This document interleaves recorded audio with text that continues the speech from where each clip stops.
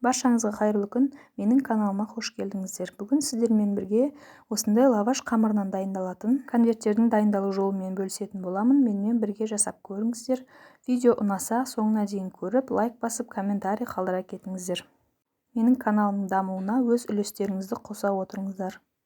Алдымен салмасынан бастайтын боламыз. Салмасына осындай сырды үккіштен өткізіп, укроп пен петрушканы майдалап турап алып, жақсылап араластырып аламыз.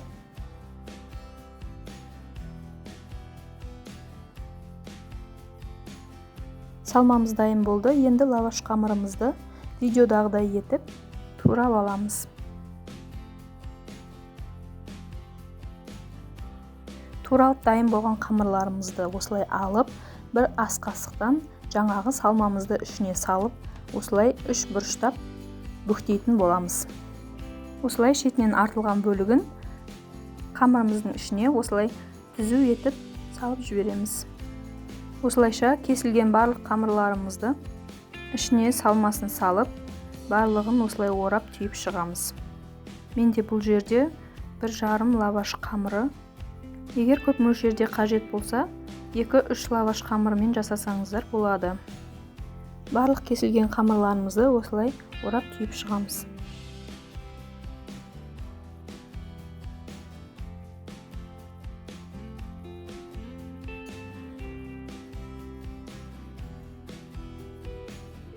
Конверттеріміздің барлығын орап түйіп болғаннан кейін, енді 2 жұмыртқаны жарып, жақсылап араластырып, конверттерімізді осыған малып аламыз.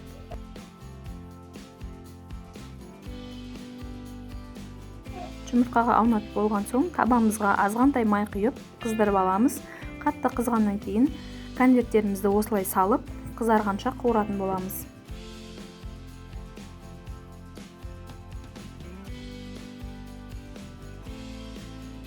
Bir беті жақсылап қызарғаннан кейін, екінші бетін ауыстырып,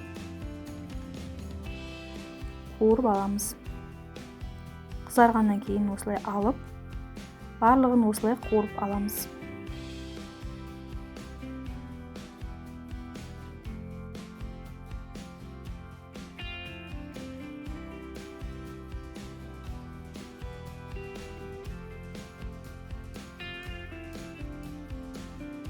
Осылайша дайындалған барлық конверттерімізді қуырып аламыз. Пісіріп болғаннан кейін кетчуппен немесе басқа да соустармен ұсына берсеңіздер болады. Барлық соустармен дәмі әдемі үйлеседі.